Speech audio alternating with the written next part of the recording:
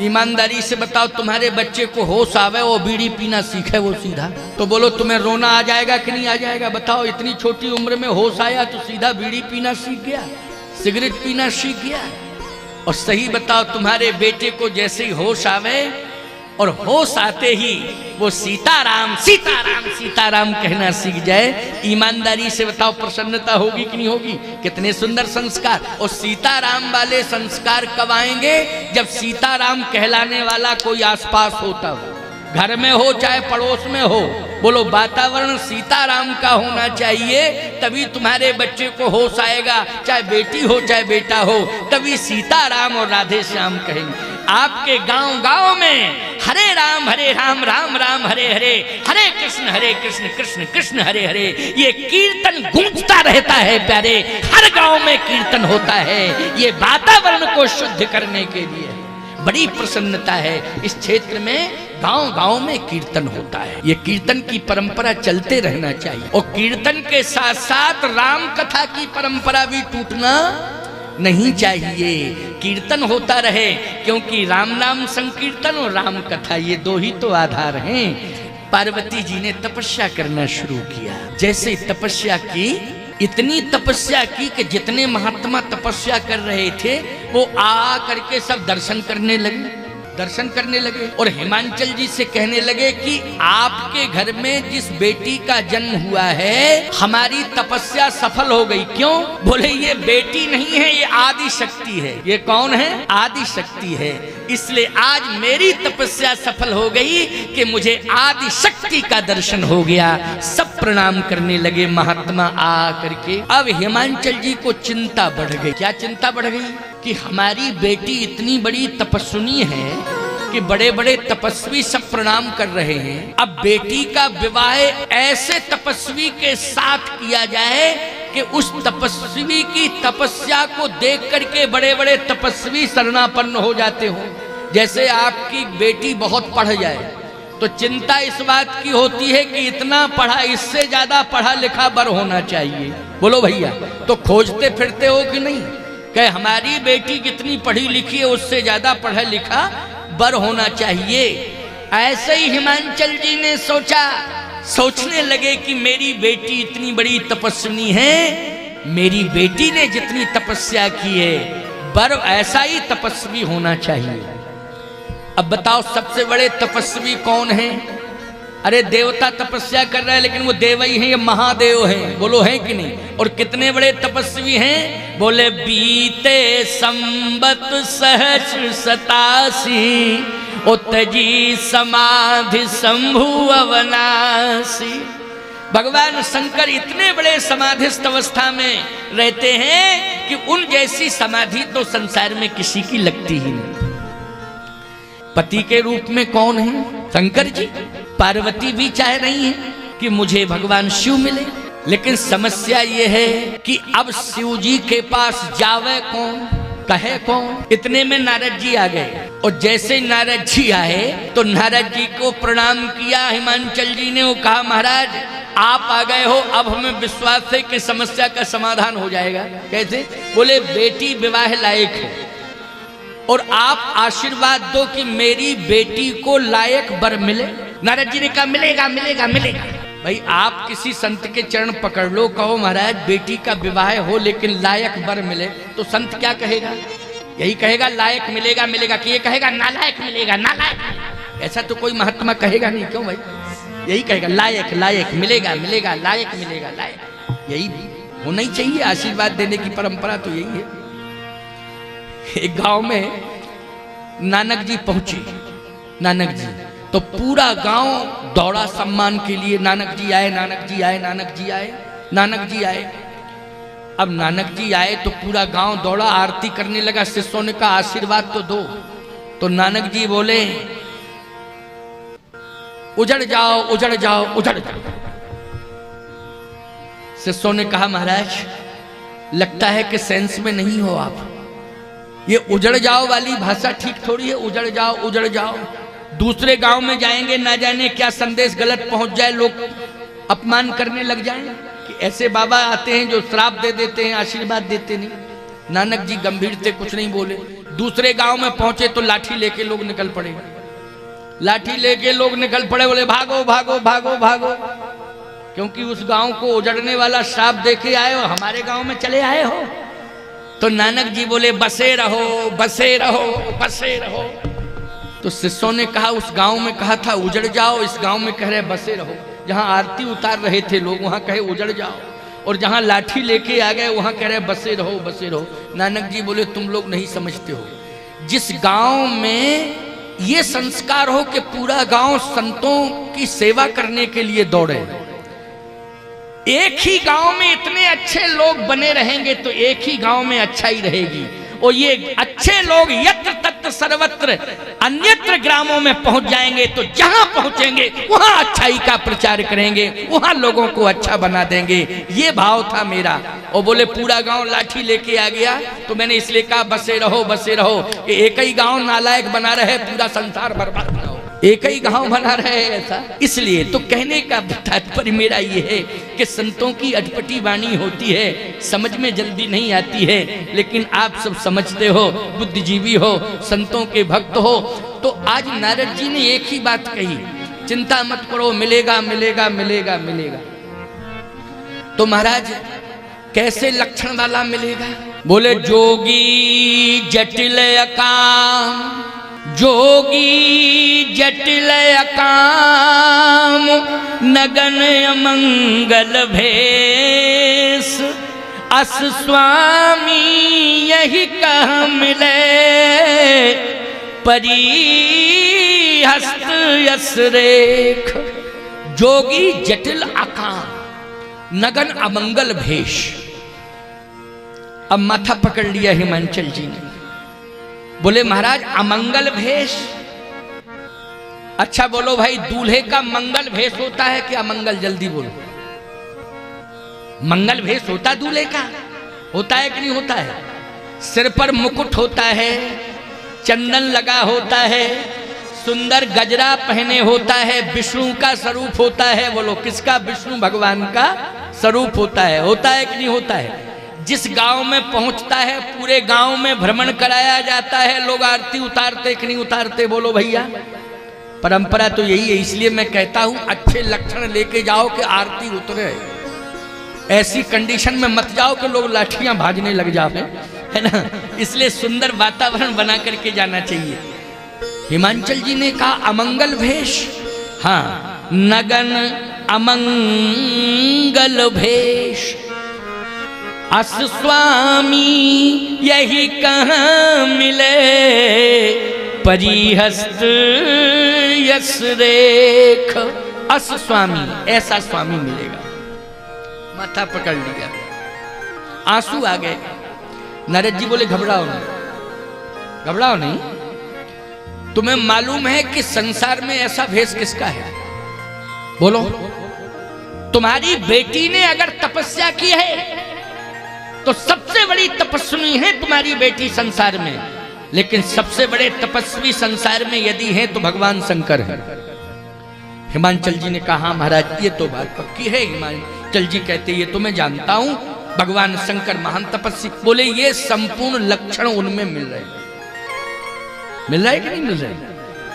हिमांचल जी ने कहा लेकिन महाराज मैंने ये सुना जा रहे हो काम महेश, भगवान शंकर ने तो काम को जला दिया है, और जब काम को जला दिया है तो शादी कैसे करेंगे? बोलो भैया, जिसने काम को जला दिया हो शादी से कोई मतलब नहीं। और एक शादी का परिणाम रिजल्ट आ ही चुका है, सती के साथ हुई थी। बोलो भाई, रिजल्ट आया कि नहीं आया? वो तो ये कहो कि सती ने इतना अच्छा किया कि मायके में जाके मरी। अगर कैलाश पर्वत पे मरी होती तो सब जेल में चले जाते कि नहीं जाते? नंदी भृंगी सब यही तो होता है। ससुराल में अगर आगजनी की घटना घट जाए, बोलो पूरा घर प्रभावित होता है कि नहीं होता है? सब जेल में चले जाते हैं, बाद में जमानत होती, बहस होती, अलग विषय है, लेकिन पहले तो सब प्रभावित हो जाते हैं। बोलो हो जाते कि नहीं हो जाते? सुनी नहीं जाती साहब, चाहे मुख्यमंत्री सिफारिश कर दे, लेकिन एक्ट इतना खतरनाक है कि सुनी नहीं जाती बात, जेल की सलाखों के अंदर जाना पड़ेगा। बोलो जाना पड़ेगा कि नहीं? ये कंडीशन हो जाती है। कहिए अच्छा हुआ कि सती चली गई सो पिता के यहाँ मरी, कोई मुकदमा नहीं बना। कहां बनेगा बोलो भाई पिता के यहाँ है?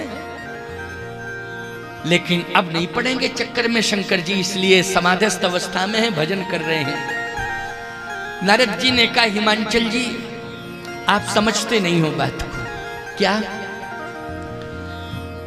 भगवान की माया और भगवान की लीला ये भगवान के अनुसार होती है। बोलो, माया भी जो कार्य भगवान की करती तो भगवान के आदेशानुसार करती है, भगवान की लीला जो होती है वो भगवान की इच्छा से होती है, और भगवान की माया जो कार्य करती है वो भगवान की इच्छा से ही करती है। माया अपने मन से कोई कार्य नहीं करती है, लीला भगवान की इच्छा से ही होती है, अपनी इच्छा से नहीं, न व्यक्ति की इच्छा से। इसलिए ये भगवान की लीला है, भगवान जो चाहेंगे वो होगा, चिंता करने की जरूरत नहीं है। कहे महाराज अब एक ही उपाय है। क्या? आप महात्मा हो, थोड़ा बेटी से चर्चा कर लो, क्या दिक्कत है भाई? जब जा रहे हो काम, महेश काम को जला दिया, अब हम जबरदस्ती विवाह करें तो बेटी से थोड़ा सा, हम बाप हैं, मर्यादा है, हमसे तो कुछ कहेगी नहीं बेटी। लेकिन आप संत हो, अच्छा संतों के सामने अपनी अपनी व्यथा कही जाती है कि नहीं कही जाती? जल्दी बोलो। गुरु और गोविंद का दरबार ऐसा होता है जहां व्यक्ति अपने मन की बात कह देता है। बोलो, कह देता क्यों? तो मेरी इच्छा यह है कि आप मेरी बेटी को बना लें पहले शिष्या, दीक्षा दे दें, आप गुरु बन जाएं, और फिर उसके मन की बात को सुन लें और उसे उपदेश दे दें। तो गुरु का उपदेश निश्चित रूप से जीवन को धन्य कर देता है, और गुरु अगर जीवन में मिल जाए तो हर समस्या का समाधान हो जाता है। इसलिए आप कृपा करके उसे शिष्या बना लें। नारद जी ने कहा ठीक है वो भी हो जाएगा। अच्छा बोलो, पार्वती जी किसकी शिष्या हैं? जल्दी बोलो। पार्वती जी ने गुरु के रूप में किसे स्वीकार किया? हाँ, गुरु के रूप में नारद जी को स्वीकार किया है पार्वती जी ने। अच्छा, नारद जी महाराज ने जब मंत्र दे दिया तो नारद जी ने कहा कि बेटी तुम्हारे मन में क्या इच्छा है बोलो। तो बेटी कहती है कि मैं तो तपस्या कर रही हूं। तो तपस्या की फलश्रुति क्या है? चाहती क्या है? चाहती क्या है? तो पार्वती जी ने कहा मैं जो चाहती हूं आप आशीर्वाद दो कि वो पूरा हो जाए और तपस्या का फल मुझे मिल जाए। बोले क्या चाहती हो बोलो। तो पार्वती जी कहती जन्म कोटि लग, जन्म कोटि लग रगर हमारी,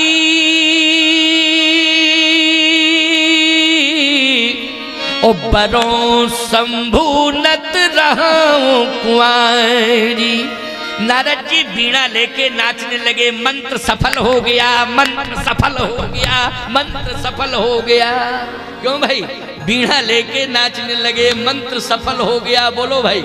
पिता इसलिए दुखी था कि बेटी से तो पूछा जाए अगर ये लक्षण वाला पति मिलेगा तो स्वीकार करेगी कि नहीं, क्योंकि जा रहे हो काम महेश। और पार्वती जी ने स्पष्ट बयान दे दिया कि जन्म कोटि लग रगर हमारी, ओ बरों शंभुनत रहो कुमारी।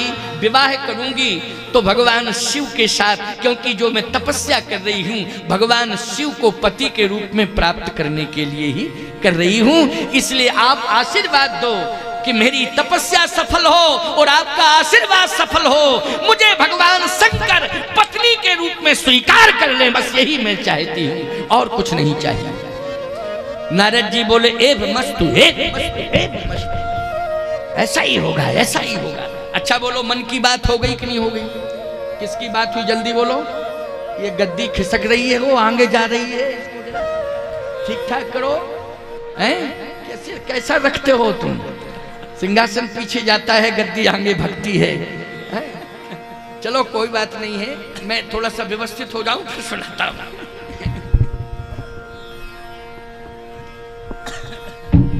चलिए आइए, कोई बात नहीं, आनंद लो। कल से इसको ठीक रखना है। हाँ भाई, पता ही नहीं वो आगे बढ़ रही थी, मैं पीछे जा रहा था। आओ सुनो, आनंद लो।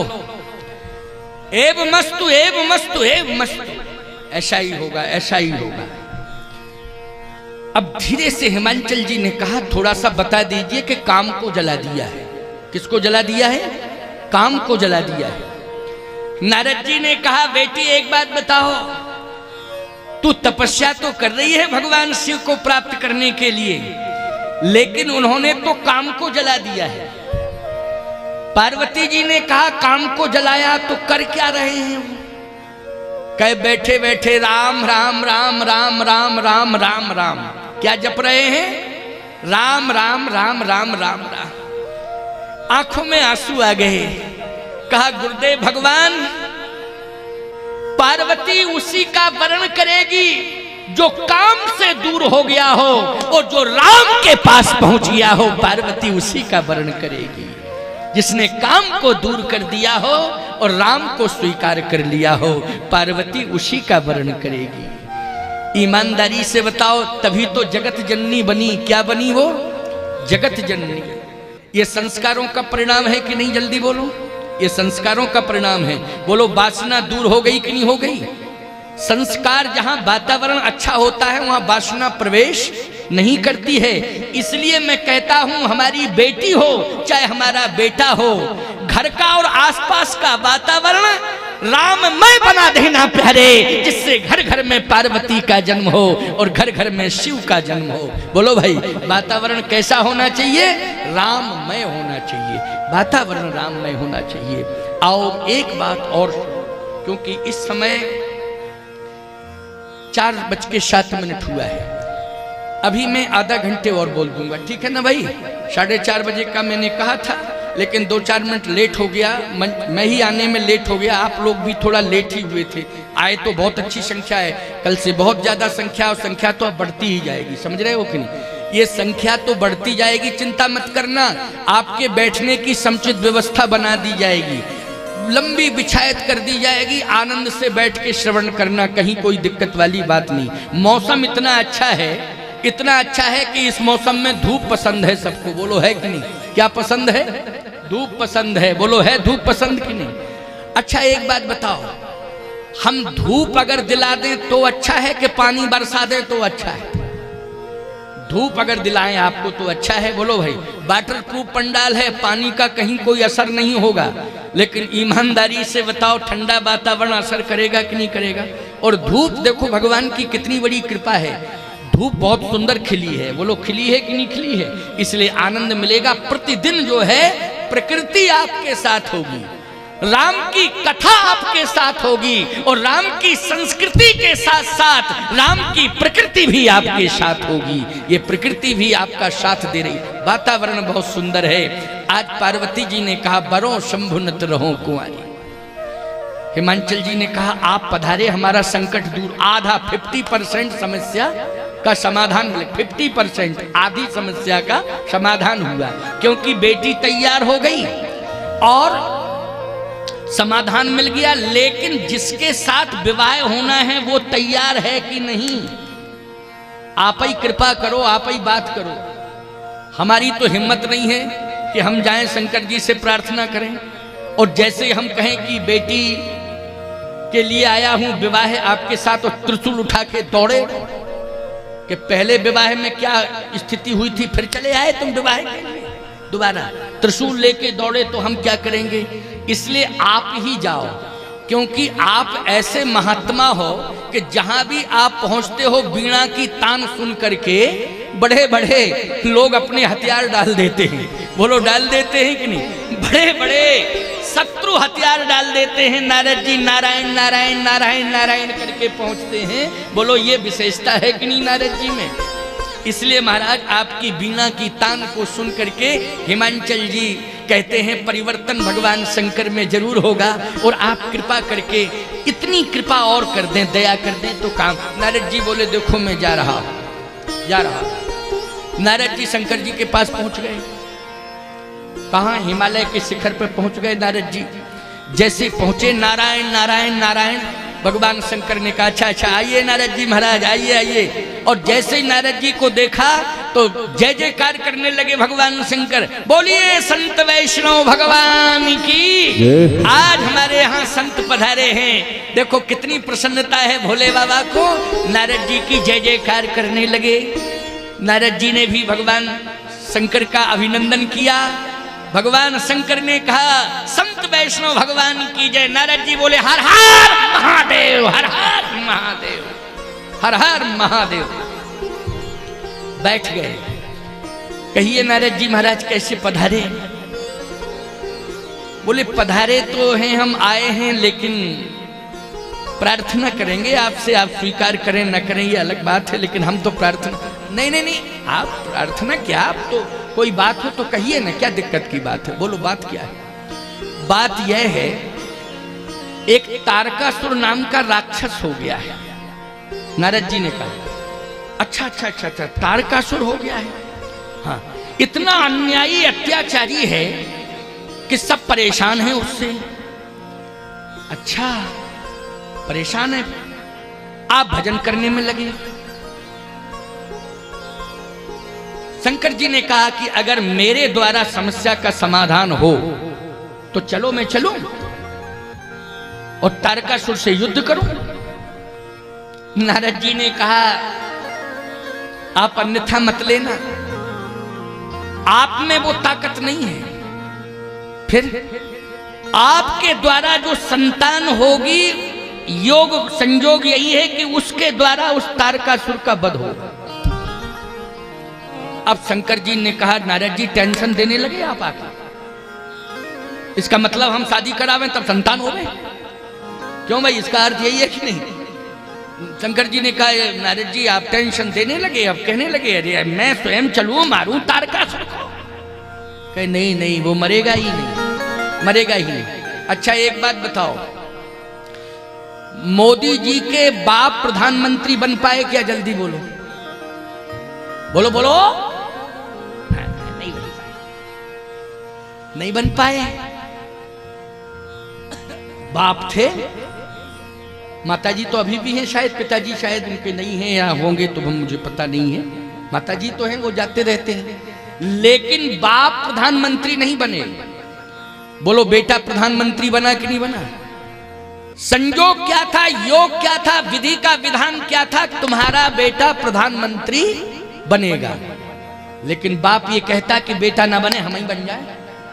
तो ऐसा कैसे होगा? ये तो विधि का विधान है। क्यों भाई, है कि नहीं? विधि का विधान है, विधान ये था, इसलिए विधान पूरा हो रहा है। बोलो हो रहा है कि नहीं हो रहा है?